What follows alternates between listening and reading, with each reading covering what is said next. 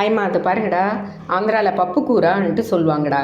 இது குழம்பு மாதிரி நல்லா டேஸ்ட்டாக இருக்கும்டா. அது பாருங்கள், துவரம்பருப்பு, காஞ்ச மிளகா, அதே மாதிரி தக்காளி, வெங்காயம். தக்காளி நிறைய, ஓகேவா? புளியை ஊற வச்சுக்கோங்க. இதை நல்லா பாயில் பண்ணிவிடுங்க. இப்போ முதல்ல கிண்ணத்தில் மஞ்சத்தூள், உப்பு போட்டு இந்த மிளகாவை எடுத்து அதில் போட்டுட்டு தக்காளி போட்டு புளியை போட்டுட்டு நல்லா மத்து போட்டு கடைஞ்சிடணும்டா. அது கடைஞ்சதுக்கப்புறமா இந்த பருப்பு போட்டு கடைஞ்சிடணும். இவ்வளோதான்டா. இதை ஸ்டவ் மேலே கொஞ்சம் வச்சு ஒரு நிமிஷம் வச்சு இறக்கிடணும். ஏன்னா ஏற்கனவே எல்லாமே பாயில் பண்ணாலும் புளி இருக்கு இல்லையா, அதனால் கொதிச்சதுக்கப்புறம் இறக்கிட்டு அதுக்கப்புறம் நம்மளுக்கு வடகம் பிடிச்சதுன்னா வடகம் தாளித்து அதில் கொட்டிட்டோம்னா செம்ம டேஸ்ட்டாக இருக்கும். மொத்த அதத்துலேயே சாப்பிட்டுக்கலாம். இது தொட்டுக்கிறதுக்கு இட்லிக்கும் தொட்டுக்கலாம். நம்ம இது திக்காக இருக்கணும். ஓகேவா? லைக் பண்ணுங்கள், ஷேர் பண்ணுங்கள், கற்றுக்குங்க, சப்ஸ்கிரைப் பண்ணுங்கள். தேங்க்யூ.